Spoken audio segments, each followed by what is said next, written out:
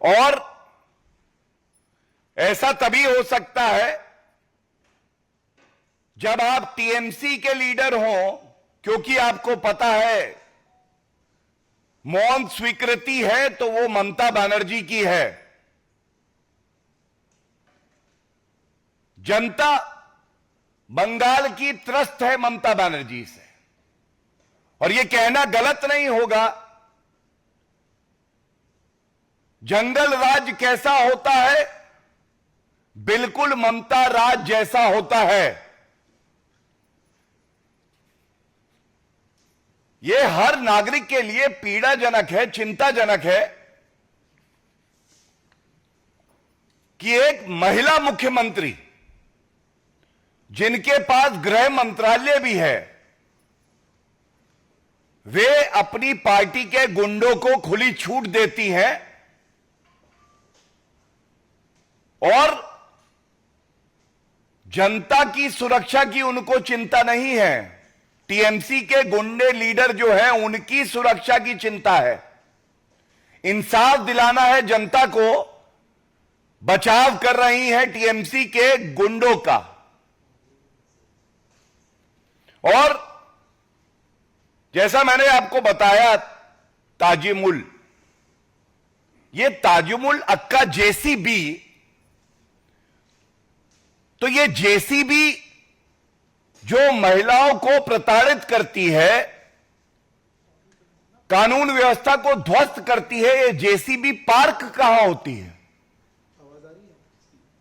ये JCB bulldozer संविधान को तार तार करने निकला है, और ये पार्क होता है जाके ममता बनर्जी के घर पर, क्योंकि इनके ही विधायक हैं। टीएमसी के विधायक जिनका नाम है हमीदुल रहमान, जब इनके पास एक पत्रकार गया और उन्होंने सवाल पूछा, तो इन्होंने खुले तौर पे कह दिया, मुस्लिम देश के कुछ नियम ऐसे ही हैं, ऐसे ही इंसाफ होता है। सार्वजनिक स्थल पे एक महिला को पकड़ो और कोड़े मारो, बेत मारो। आज सवाल यह पूछा जाना चाहिए, ममता बनर्जी जी, ये जेसीबी, ताजिमुल अक्का जेसीबी, ये आपके यहां पार्क्ड है। दूसरा सवाल यह है,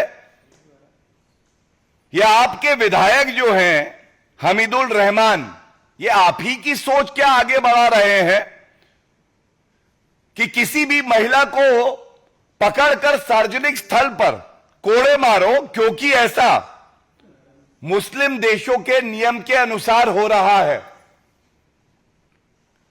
तीसरा, ममता बनर्जी, आप स्वयं एक महिला हैं, आपके पास गृह मंत्रालय है, और हम सब ने देखा संदेश खाली में भी आपने चुप्पी नहीं तोड़ी।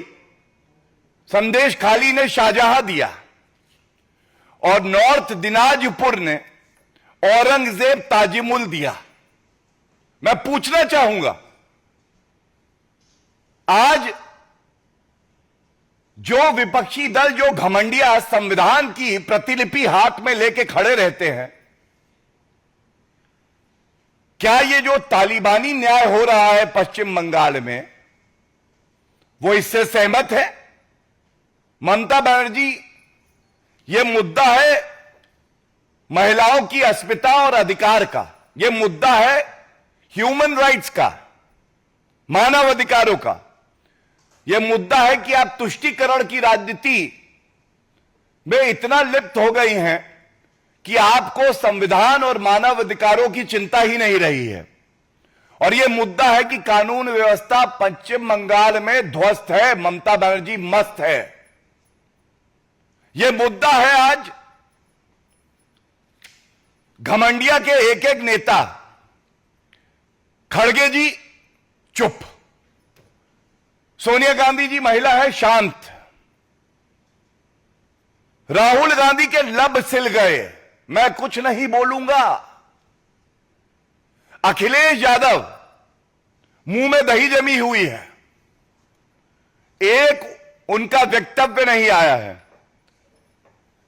अरविंद केजरीवाल, सुई पटक सन्नाटा। हमने देखा स्वाति मालीवाल जी के साथ भी क्या किया। अब बताइए, जो घमंडिया संविधान पकड़ता है हाथ में, जो संविधान की मूल भावना है, उसको तार तार किया जा रहा है पश्चिम बंगाल में। महिला की अस्मिता के साथ खेला जा रहा है और केवल भारतीय जनता पार्टी मजबूती से इस मुद्दे को उठा रही है और उस महिला और उस युवक के साथ खड़ी है। क्या आज ये सवाल नहीं पूछे जाएंगे? और चिंता की बात यह है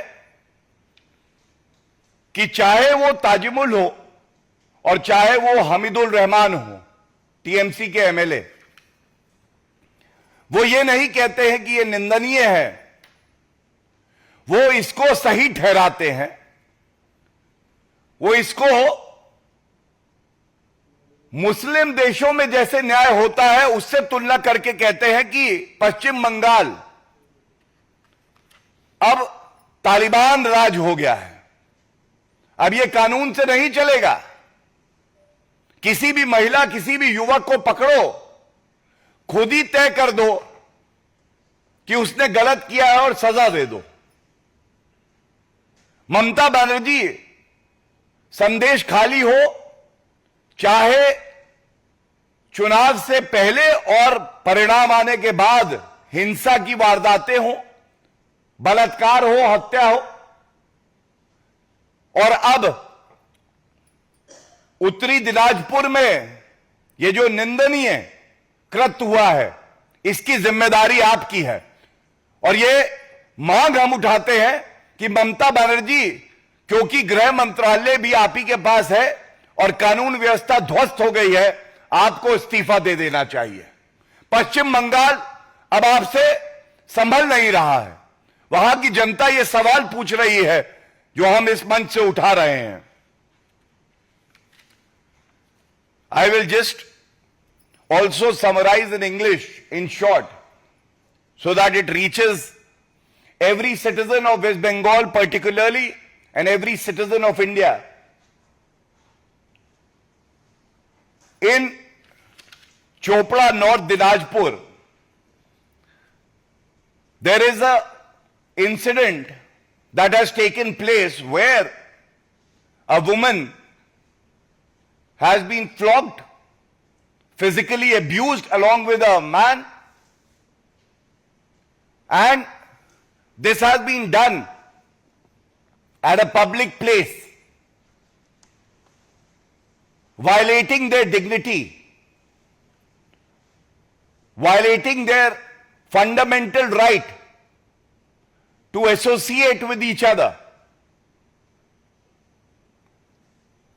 What puts the entire country to shame is the fact that Mamata Banerjee has not spoken a word on this.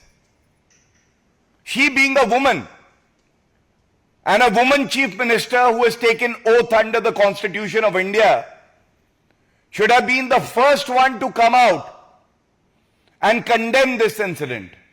And what makes the matter worse is the fact that the accused Tajimul happens to be a TMC leader. He is a habitual offender. He believes in quick justice, kangaroo court justice, and he calls it Insaf Sabha. Mamata Banerjee also holds the portfolio of Home Ministry. Therefore, she is the one who is guilty because law and order has completely collapsed in the state of West Bengal. She should resign forthwith as she is not being able to ensure that law and order prevails in the state of West Bengal. Rather, it is worrisome, it is sad that an MLA of the TMC named Hamidul Rahman, when asked a pointed question on this ghastly incident, he justified it by saying this kind of justice and this kind of criminal system prevails in Islamic nation, thus endorsing the Talibani style of dispensing justice in a country which believes in the Constitution of India, a country which believes in rule of law. Is this a message indulging in appeasement politics to your vote bank, that now West Bengal believes in Sharia law, the Talibani law, and not the Constitution of India and the criminal laws of the country? And Mamata Banerjee should also answer the accused Tejumul Akka, alias JCB, as he is called.